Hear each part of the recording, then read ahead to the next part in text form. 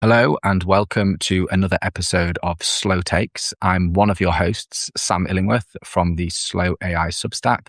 And as ever, I'm joined by... Hello, my name is Lior from Exploring ChatGPT.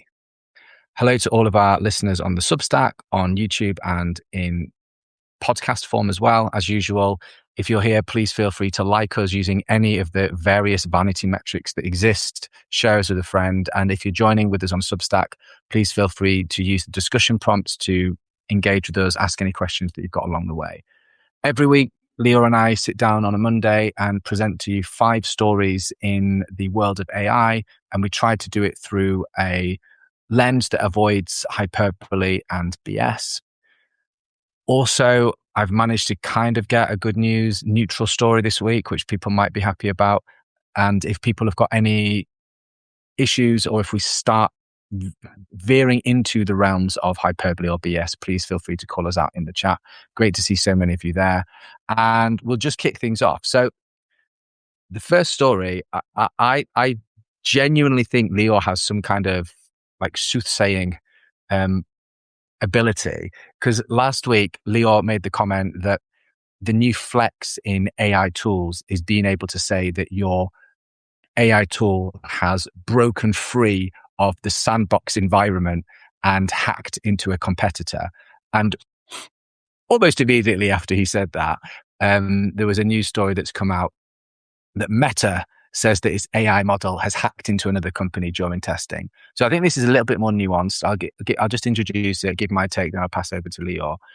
But last Wednesday, Meta said that one of its AI models hacked another company during cybersecurity testing after an error by its testing partner gave the model unintended internet access. So this sounds, for me, really similar to what happened to the Claude one, where it was kind of in a sandbox environment. It had been set up by engineers to try to break free of the environment to see if it could get out. And by mistake, it had somehow connected to the internet. Now, what's really interesting is if you look into it, the same company was responsible for the third-party testing in both the Anthropic case and the Meta case. And this is a startup company called Irregular.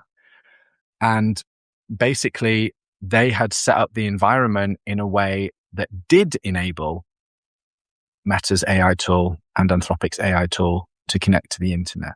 So in both instances, this was not the case of the AI tool developing consciousness, finding its way out of a super secure sandbox and hacking onto the internet and then deciding to go after a competitor. What it was a test environment created by a third party in which the tools were asked to try to break out of that environment. And it was to be monitored, and there should never have been internet connection, but there was. So my take here is that it feels a bit suspicious that Meta are just saying something very, very similar. And also, why on earth are people continuing to use this company who can't even seem to have basic instructions of do not connect this AI tool to the internet? But would love to hear your take on that as well, Leo. Yeah. So this differs from the Anthropic and OpenAI story because there wasn't any like clever escape from containment here. They just left the front door open. That's really what happened. We spoke about sandboxes and jail cells and underground bunkers. They just left the door open. There was no containment. It did perform a hack. It did have access to the internet, but it differs from the OpenAI and Anthropic story. I will say in terms of ranking the flexes, I will put OpenAI at number 1, not because my name is Exploring ChatGPT, but because of what it actually did. Versus Anthropic, which there was a few different stories. There was 3 different models, a few different situations, and then Meta coming in third. So I think now all we have left is Grok and Gemini. So I'm expecting to see those soon here. This all happened in 16 days, by the way. Kimi K3 has also wandered off to the internet. Yeah. At this point, it feels like an insurance scam, right? They're like, it's not even that leaving the front door open. They're like kind of jangling the keys and saying, "Come follow me." Yeah. So the model is Meta's Muse Spark 1.1. To be honest, I don't love the name.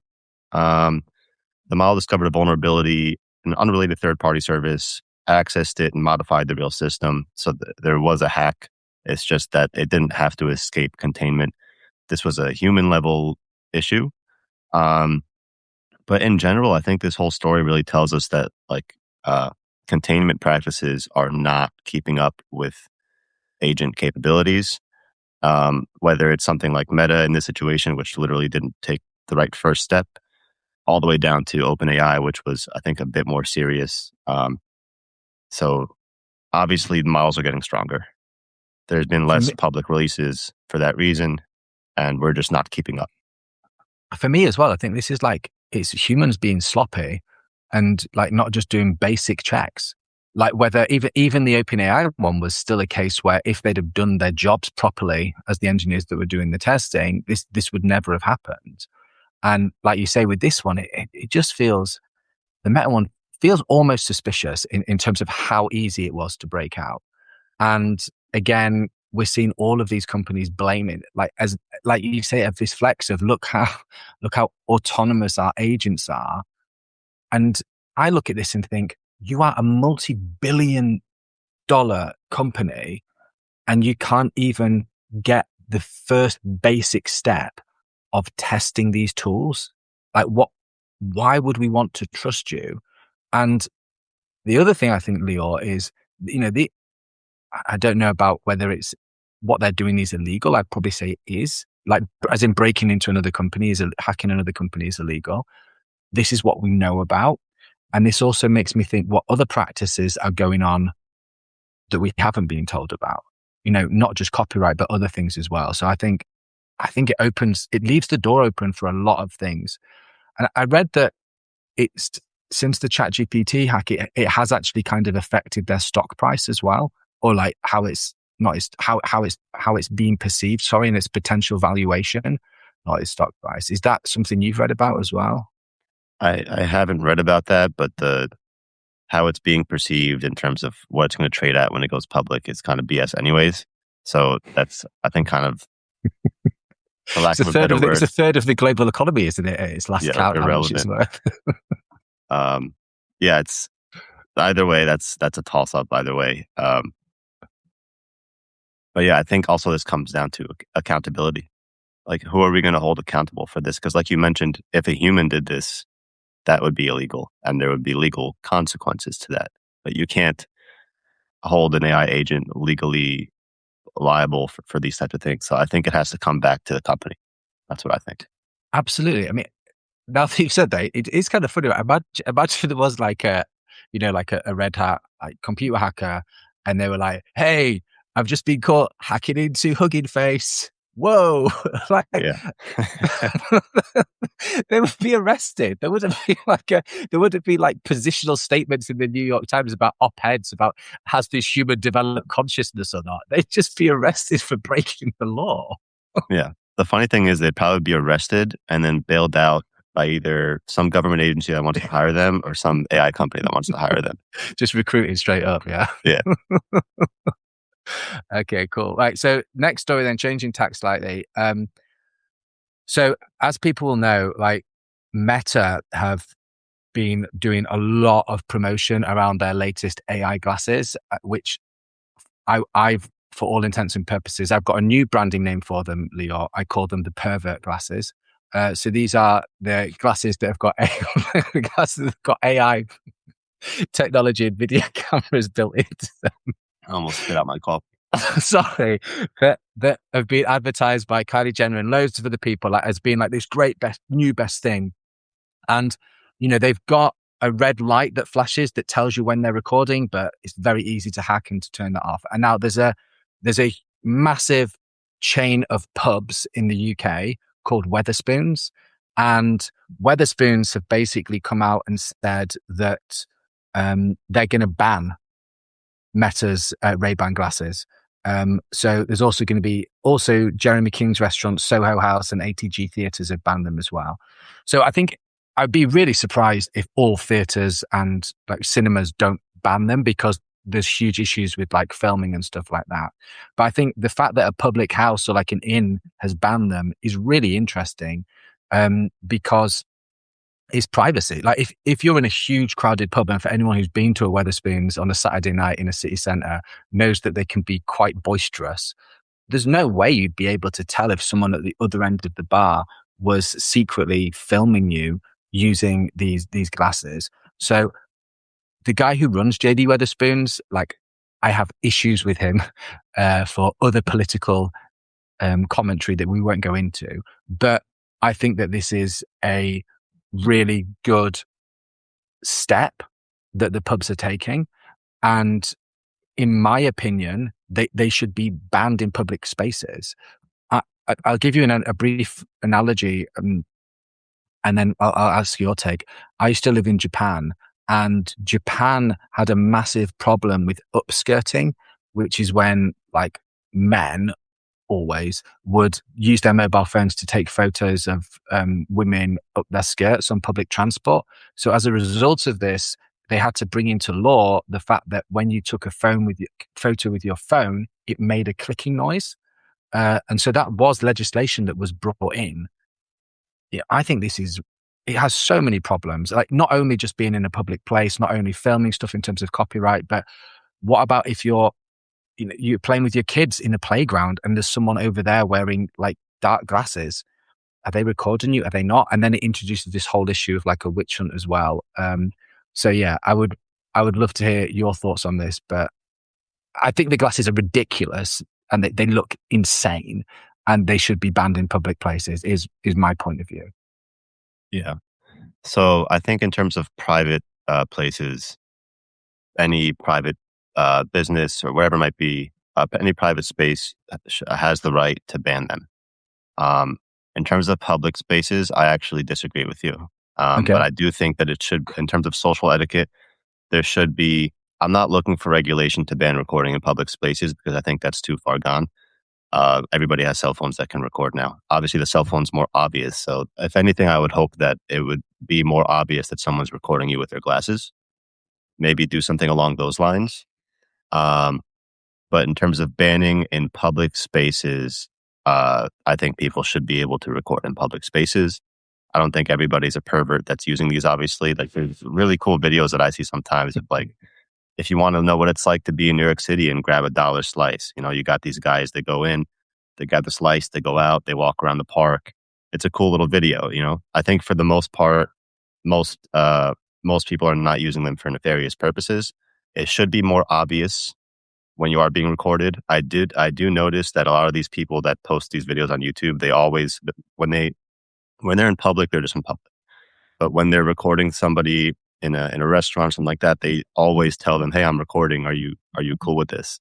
So yeah, in private places, pubs, restaurants, whatever it might be, um, that's completely up to that private space to decide whether or not they want to ban it.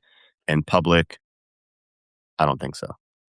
Yeah, and Lee Shand in the chat says fairly, banning in public spaces in the US would be a direct threat to the Yeah, Constitution. Yeah, and yeah, agree. Yeah, maybe I went a bit all in with banning all public spaces, but I think definitely, like you say, in private spaces, like, it's up to the proprietor to make that decision. And I do think there's certain public spaces though where they should be banned. So, for example, swimming pools, children's play areas. I because there is an element of being able to discreetly film people. And as Ruth's put there, you need to really, you need to get written consent to record someone. And I've also seen some of those videos, Leo, and they're really cool. But have those, without being too much of a killjoy, have the people taking those videos gone and got informed consent from everybody that appears in that video that they don't mind them being uploaded onto TikTok or something like that. So I don't know. It's really difficult, but I think there needs to be better legislation about the dangers, potential dangers of this recording equipment, and then also, like you say, maybe how can you make it more aware? Maybe anybody wearing these glasses, like when they're recording, like a big, they should, I don't know, like a big sign should flash above their head or something like that. I don't know, man. Like it's really difficult. I think verbal consent would be nice. Um, but again, like in public spaces, if you banned recording completely, that would also have a lot of negative consequences. Like if you're Mm, going, if some type of crime is happening, or it could be on either end. You know, there's a lot of times where, like, let's say a police officer is doing something that's not good, and people want to record that to have evidence. Like that should be your right to be able to record a public officer in a public space. Um, you know, which a lot of the times there's plenty of videos out there as well. Someone's recording when they got pulled over, and the police officer, you know, unlawfully says you can't record me, but that's not true. mm, So like we need to protect things like that as well, so that you know, if something bad happens, we can have evidence. yeah. I mean, as a complete aside, I find the adverts for these glasses hilarious. Where there's like just some dude in a concert wearing these like Ray-Ban glasses, recording the whole thing. Anyway, and just yeah, one inch. I mean, and Jen, hi Jen Benford in the chat says like, you know, it is complex because some public spaces are also businesses as well, right? So like, where do you draw the line? But I would think that it's the proprietor's right in a private space, and then certain spaces, it would make complete sense to always to have them outlawed, like theaters and cinemas. And then I would also think somewhere like a public space, like a school, it wouldn't be suitable either. So in the UK, Leo, we'd have like local council run swimming pools as well, which would theoretically be a public space. But, you know, as Alice has put in the chat, like you're not allowed rightly to use your phone to take photos of people. So maybe these glasses shouldn't be used there as well. Um, You're not allowed to okay. take photos of people in public in the UK. In swimming pools, like you Oh, in would be, swimming pools. I mean, I can yeah, get behind that. yeah. But yeah, just in So general, like in public, I don't think that's yeah, you are allowed to take, as far as I'm aware, you're allowed to take photos of people in general in public in yeah. the UK. We've Okay. not quite descended into those draconian state yet. Um, so third story this week, there's a really, really interesting research being done in Stanford. And basically, Stanford have used AI to design viruses for the first time. Now, these particular viruses are specifically targeted at E. coli and attacking E. coli in a way that hasn't been previously possible using antibiotics. So, you know, this could have huge potential positive repercussions for designing medicine and viruses. And I know we've talked in the past as well about now using AI to design the flu vaccine and the flu variants and the COVID variants going forward. So I think on the one hand, this is a really potentially positive story for the use of AI and looks at what we've talked about before, AI being this hugely broad term, but actually, if we think about AI for specific research areas, it can be really powerful and useful. But, and this is a big but, the we talked about containment in the first issue. We talked about containment for models breaking out or not of sandboxes to hack other companies. What is the containment around lab designed viruses with AI? And this is not a comment on the Stanford study at all, which from what I read, obviously did everything above board, and actually, to reduce any hyperbole, those viruses would never, as they exist, wouldn't be a harm to humans. But we need to be very, very careful, I think, going forward in having the right containment, not only for any of these viruses escaping, but also making sure that there's the right protocols in place so that somebody in their own environment couldn't create these viruses outside of a government setting or a research setting for nefarious purposes. So yeah, that's my take. It's an amazing story for like medical breakthrough, and I think it's going to have huge positive implications. But I think we need to be very careful with the guardrails that we put up to ensure that this is for the benefit of humankind rather than anything that could happen as a result. But yeah, I would like to hear your take on that. Yeah. So I think the details here are important. So the virus is a bacteriophage, which is a virus that kills bacteria, and generally bacteriophages are inherently not harmful to humans. So they're used to kill bacteria. I think the main one, like you mentioned, is E. coli. They generated 16 functional novel phages, and apparently there's like a 5% viability, which I think is the main number to look at here, because the speed at which AI can create these bacteriophages basically shows you that even if it's only a 5% viability, if you have thousands and thousands of them, and you can have a lot of success. And what you mentioned there as well, and I spoke to Chris from Toxic about this, and I asked him a question, and he made this point to me very clearly. So, first of all, the model involved is called Evo or Evo 2. And the interesting question that I had about this is, so Evo is actually available to the public, right? So so I asked him, like, in terms of, I don't know if you remember when Fable came out and there were certain keywords that if you even mentioned, you would get dropped down to Opus. And those two keywords were anything involving cyber or biotech, right? And those are like the two main um, issues here in terms of being a threat to mankind. So why is it that I asked him, why is a model publicly available that can create uh, viruses, right? On the biotech side of things versus the most cyber capable models are locked up and hidden away. And basically he answered it perfectly for me. He's like, well, to create viruses, you need tools that aren't publicly available.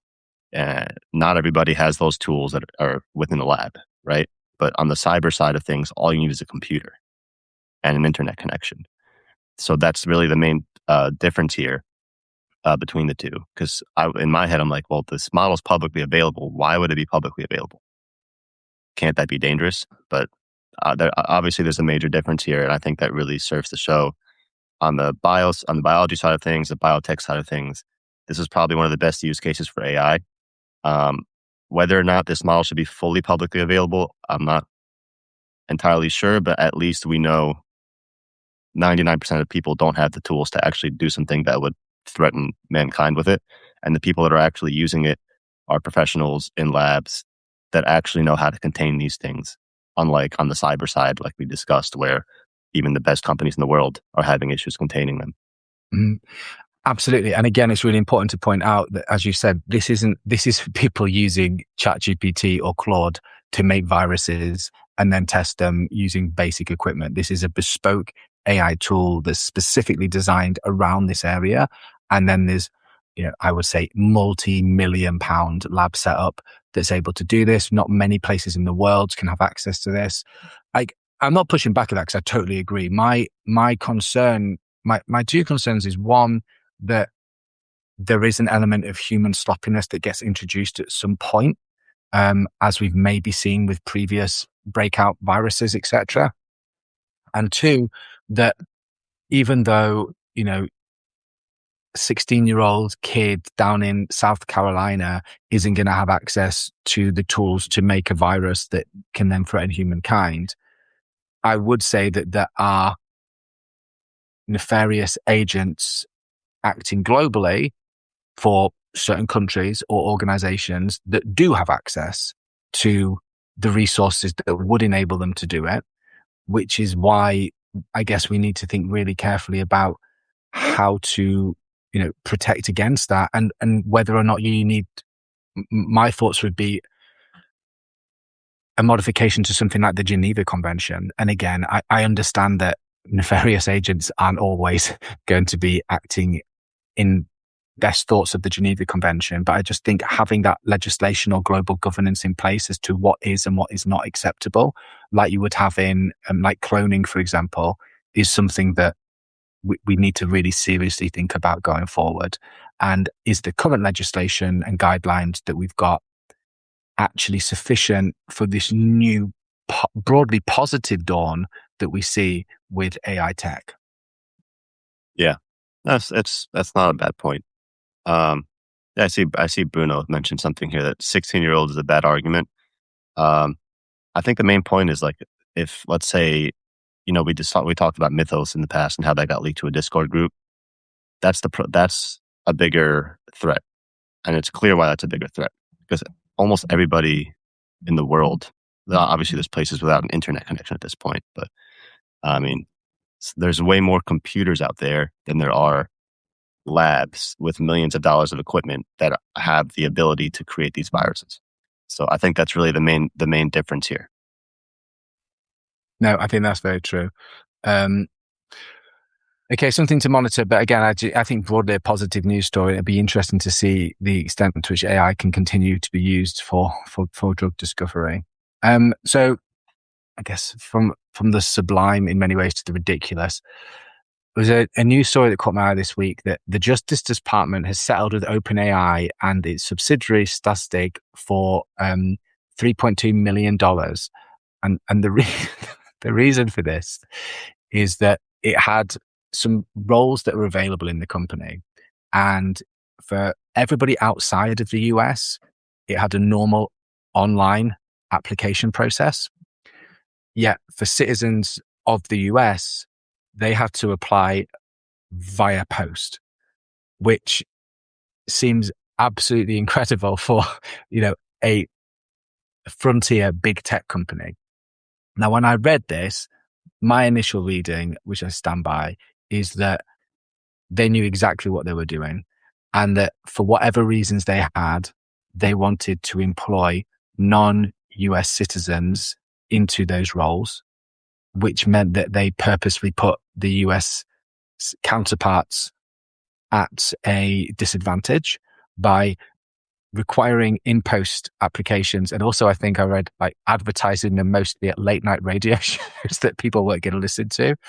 And for them, for OpenAI, $3.2 million is not even a slap on the wrist in terms of if they ended up getting the hires that they want.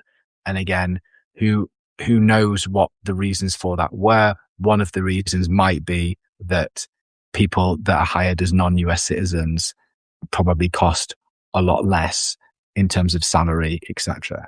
So yeah, that was my take on that story, but I'd love to hear yours, Leo. Yeah. To be honest, it's kind of funny because it's like the same company building super intelligence couldn't figure out the hiring process.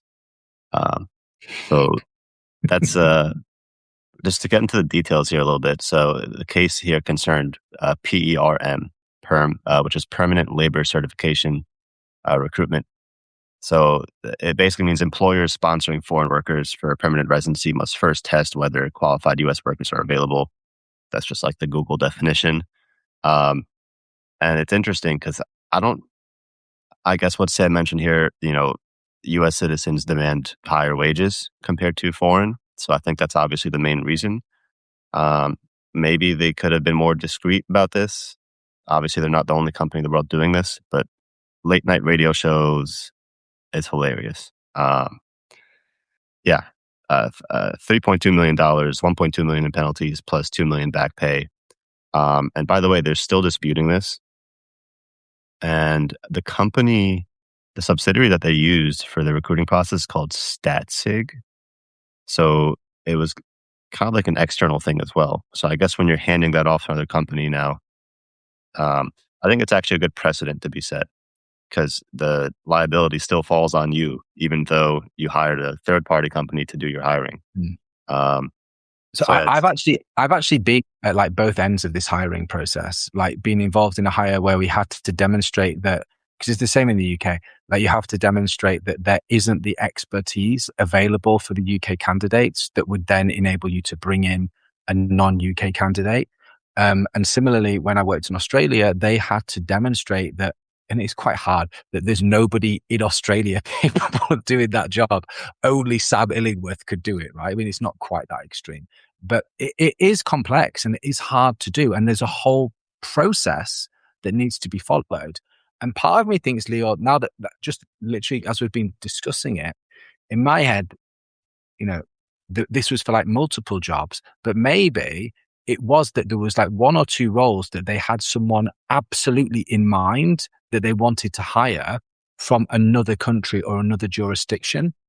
And in order to make that happen, they had to tick the box that demonstrated they'd at least applied for US citizens, but did it in such a way that it was almost impossible for them to have found out about it and applied as well.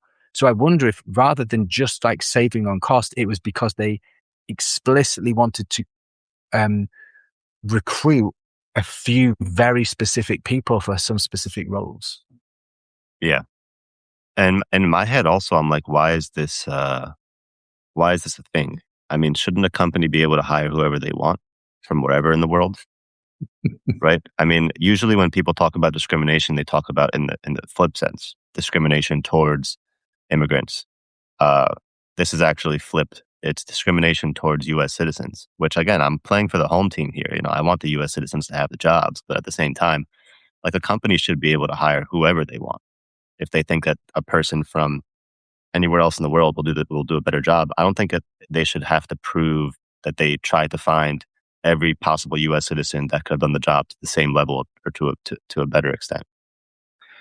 No, I mean, I agree, but it's interesting. And listen, I'm sure that OpenAI are not the only company that do this and that go through what is effectively a box ticking exercise to make it extremely hard to do. But as you've said, it's just funny about this news story that a company that prides themselves at being at the forefront of, the technical revolution tried to advertise it using late night radio shows and snail mail. Like in my head, like they were like riffing this idea and someone was like, hey, let's use carrier pigeon as a way of like getting the applications in. Cause it was very, very silly. Yeah.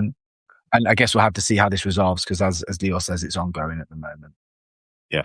So final story then, which I think is kind of a good one, or just a bit more broad, Half good. is that half good, yeah, is that Denmark have decided that in order to combat cheating in AI, pupils are going to have to orally defend essays. So basically, they're introducing several different measures, including the monitoring of pupils for monitoring of computers for pupils aged 16 to 19. And one of the ways that they're also going to do this is by introducing in oral defense of exam assignments that have been written at home. Now, what I would say is two things on this. I think to some extent there is a broad delirium about the extent to which students are using AI to cheat. But again, my own research shows that it's definitely not as extreme as the popular press would have us believe. However, I do think that AI offers a real opportunity for us to rethink what the purpose of assessment is. And I think that even ignoring AI, I think having oral exams is a really great way of, with reasonable adjustments for students who are unable to do that for whatever reason, is a really great way of teaching kids and students skills that are very, very useful and that are maybe more useful than a traditional 5,000 word essay. So, yeah, I mean, Lee said in the chat, students will just use AI to give them a script to counter that. I mean, yes, but what I'd imagine is that it's more along the lines of you submit your written assignment and then your teacher or your examiner asks you questions about it in a way that like a traditional PhD viva would be. And the purpose of a PhD viva has always been really to confirm the authenticity of the work, that it is really the writer's work. So I would say this would be, I mean, I don't know how on earth logistically they're going to do it, but AI or not, I think this is really welcome. And I think it's a great way of using, it's a great way of using, not even innovative, but just different ways of assessment to, measure change in students and to try to create something that responds to the dangers that may be apparent with using AI to cheat. Yeah. I'm totally cool with the oral defense. I'm totally not cool with the surveillance. And I think what Lee mentioned there about a script, I think at the end of the day, it comes down to like, what did you actually learn? So even if you did do what Lee mentioned, you made a script, at least once you had the script, now you learned something and you can orally defend your paper. Um, and then yeah, in terms of surveillance, I don't think it makes sense at all. Um, in general, I personally think this: kids are obviously using computers now more in the classroom than ever and at home. And I think anything that involves a computer, the same way that if at a certain point in time, if you didn't know how to use, Microsoft Excel or whatever it might be, that you would have a serious disadvantage later down the line. In my opinion, as soon as the computer's open, AI should be open.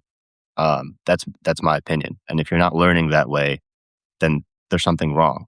But then to take it a step further, don't do surveillance, but do ask the students to orally defend what they learned, whether AI helped them in the process or not. And we spoke about this similarly in the last stream. If you want students to do something without AI involved at all, which I think is also very important, I don't think that we should become too reliant on AI. Come into the classroom, put the phones in a basket, and take a test or write. Hmm. I think it's still valuable to be able to know how to write. I know sometimes Sam makes jokes about, sorry for the background noise, writing a 2,000, word essay about some historical war. I mean, I think it's still important to know how to write, but at the same time, kids should have AI open automatically as soon as the AI computer's open. I think Alice makes a good point in the chat as well. The same with you, Leo, that no to surveillance because it criminalizes people by default. And as Jen said in the chat, and as you said, look, AI is here. It's like a huge part of our future. I think that not teaching students how to use AI effectively and ethically is doing them a disservice. Yeah. I often think about, imagine you went to university, a university that banned AI, and then after 3 years, you went to your first job interview and they said, how do you use AI? And you said, we don't. We've been banned for 3 years. That's not going to go down well, is it? And so I would be totally with you on this. Completely do away with surveillance and instead introduce dialogue. Like say to the students, tell me how you've used AI and we'll have a conversation about that. And, as Lee said, like you can learn how to code through AI, like by using it. If you've got the right scaffolding, AI can really help you to learn as well. So yeah, and as Alice said, kids do better when you tell them they do something good, like positive reinforcement, not assume that they're bad. And I think a lot of the problems with AI use in schools and universities is that there's no guidance on how to do it properly and effectively. And, as Karen says, teaching is a collaborative discussion and participative problems that, that's how you solve them, by working together. AI is not going anywhere, Lee. Exactly. It's here. And I think it makes sense as educators to embrace that and to think about how we can help our students learn with AI rather than sticking our head in the sand and hoping it will go away, because that's just not going to happen. So yeah, I think my read, Leo, would be similar to yours, that the introduction of like oral defense is really cool, but you don't need to introduce surveillance on people's computers for how they're using it. It feels completely unnecessary. So yeah, half good, half bad on this story, I guess. I agree. I just want to add one more thing here quickly. I think one of the problems that comes into play here, especially in writing, is like who you are as a human, your emotions, your opinions, your thoughts should come across in your writing. And if that's not there at all, even if you do what Lee mentioned, you get a script or some type of summary, you memorize it, and then you can orally defend your paper. Where are your opinions, right? And that's dangerous, because now, even if you are learning, you're learning the opinions that are built into these models, which spit out this essay for you. So at the end of the day, that's also an issue that might be hard to circumvent. I think in general, people want people to have their own opinions. And, when you're writing something, it's not just all facts. This isn't mathematics we're talking about here. We're talking about writing papers. I mean, yeah, that's another take there. No, absolutely, man.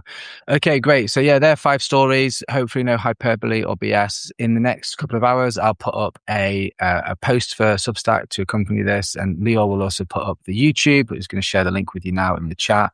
As usual, you can check us out on YouTube or in your podcast directory of choice. Thanks so much for so many of you as ever joining us, lending your considerable expertise. Leo, thanks to you for your companionship and all the research you do for these shows. And see you all next week. Thank you. Thank you very much. Thanks. Go slow.